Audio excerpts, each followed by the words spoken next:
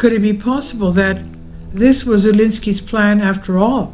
Michael Snyder reports. Things are not always as they seem, and I'm convinced that the drama that we witnessed in the White House on Friday is a perfect example. Right now, Ukrainian President Zelensky is being endlessly ridiculed by the conservative media in the United States. One of the words that is being used to describe Zelensky is stupid, but the truth is that Zelensky is not stupid at all. I strongly disagree with Zelensky on a lot of things, but I also recognize that he is an incredibly cunning individual. He has used the war in Russia to become one of the most famous celebrities of the entire planet. Much of the global population is absolutely in love with him, and no matter what Zelensky does, they just keep showering him and his nation with more cash. But Donald Trump recognizes exactly what Zelensky is, and that presents a huge problem for Zelensky. The U.S. has given more cash and military equipment to Ukraine than anyone else by a wide margin. In fact, the U.S. was feverishly arming Ukraine even before the war began. A lot of people do not realize this. In the early days of the Biden administration, Zelensky's goal was to take the DPR and the LPR, and that's why there were 70,000 Ukrainian troops messing around along the borders of the DPR and LPR February 2022. Apparently, Biden had given Zelensky the green light to go in. But now we are in 2025, and there is an administration in the White House that wants to bring peace to the region. Sadly, Zelensky does not want peace. I will explain why here. Zelensky is completely, utterly opposed to peace agreement negotiated by Trump, and the argument that we witnessed in the Oval Office on Friday ensured that there will not be one anytime soon. Following that argument, several prominent Republican lawmakers suggested that it might be time for Zelensky to resign.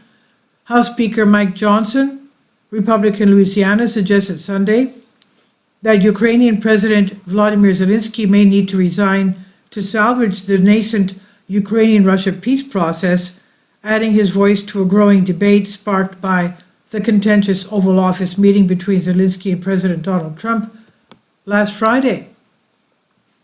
Something has to change, Johnson told NBC Meet the Press. Either he needs to come to his senses and come back to the table in gratitude, or someone else needs to lead the country to do that. Johnson's comments aligned with those of other officials like Senator Lindsey Graham, Republican of South Carolina, who suggested that Zelensky step aside in remarks to reporters after the Friday meeting. This just shows that they don't understand Zelensky.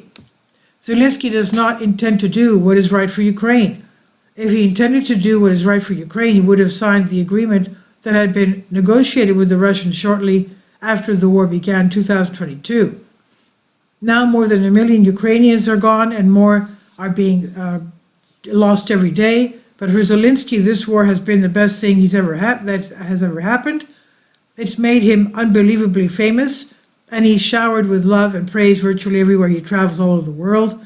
As long as the war continues, he gets to continue to enjoy the ride. Unfortunately for Zelensky, Ukraine is running low on manpower and is steadily losing ground to the Russians. So at this point, Zelensky basically has three options. Number one, he can agree to a ceasefire, which would mean giving Russians essentially everything that they want. If he did that, he would be seen as a loser that lost the war to the Russians, and history would not treat him kindly. As I noted above, it would bring an end to all the fame and glory that he has been enjoying. Number two, he can keep the status quo going. Of course, if he does this, Ukraine will definitely lose the war.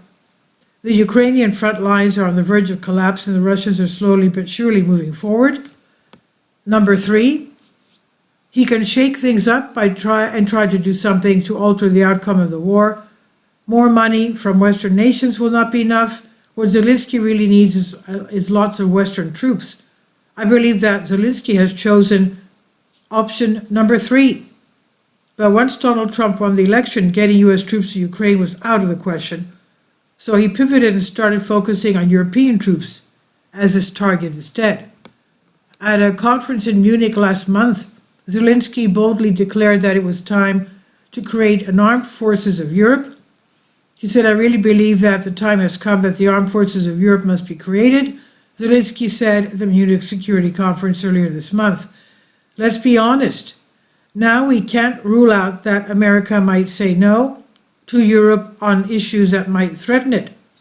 Unfortunately for Zelenskyy, getting European nations to introduce ground troops into the conflict was not going to be easy.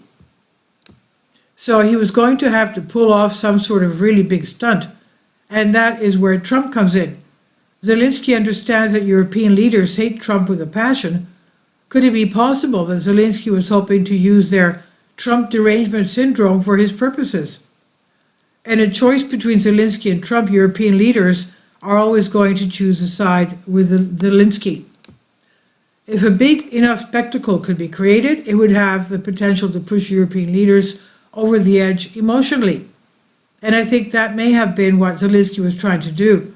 The Ukrainians insisted that Zelenskyy must be allowed to come to the White House to sign a minerals deal with Trump. But of course, it now appears that Zelenskyy never had any intention of actually signing the deal. Once he arrived at the White House, Zelenskyy started making all sorts of ridiculous demands. U.S. Commerce Secretary Howard Lutnick is now revealing what he calls ridiculous requests by Ukrainian President Volodymyr Zelenskyy before the fiery exchange on Friday with Donald Trump in the Oval Office.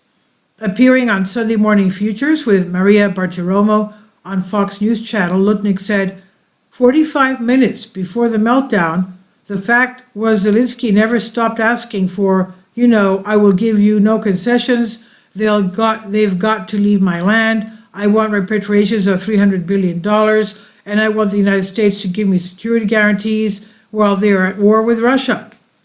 And that's why the president called it World War III. You're gambling with World War III.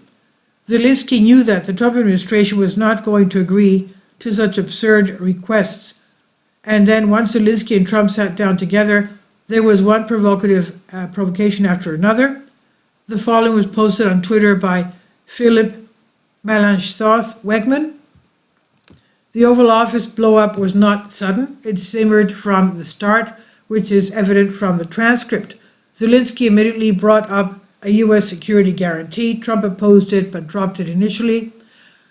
Zelenskyy repeatedly contradicted claims that Europe gave a lot but less than the U.S. Trump moved on.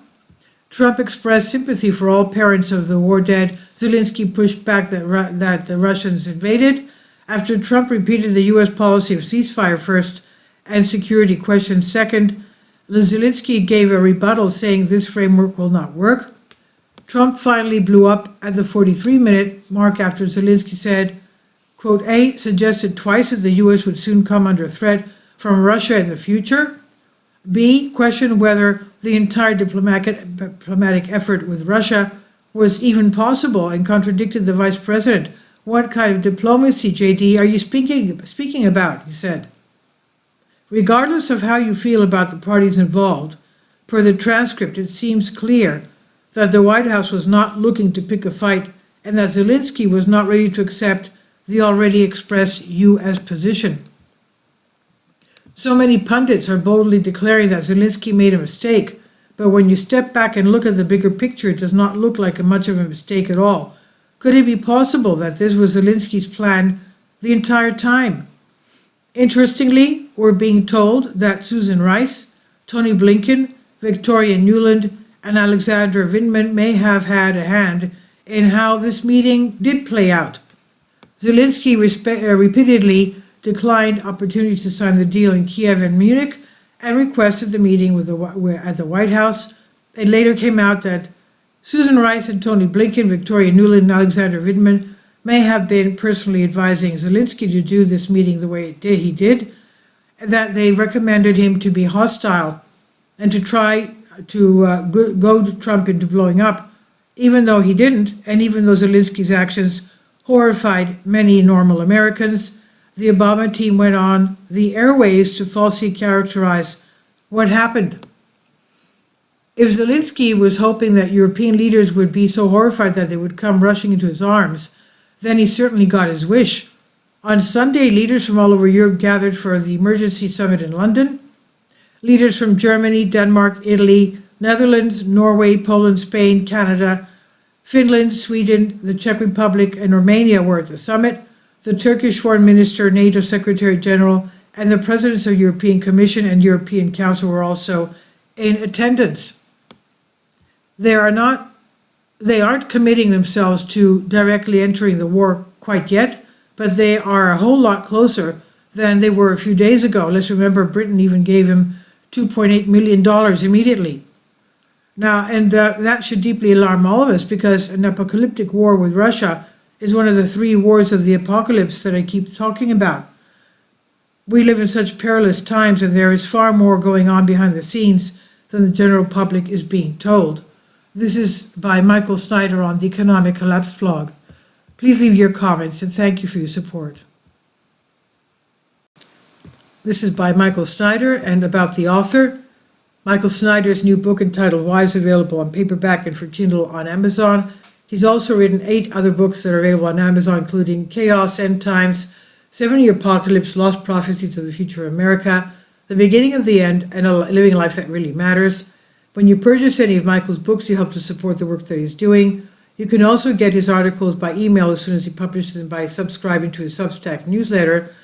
Michael has published thousands of articles on the Economic Collapse blog, End of the American Dream, and the Most Important News, and he's always freely and happily allowed others to republish those articles on their own websites.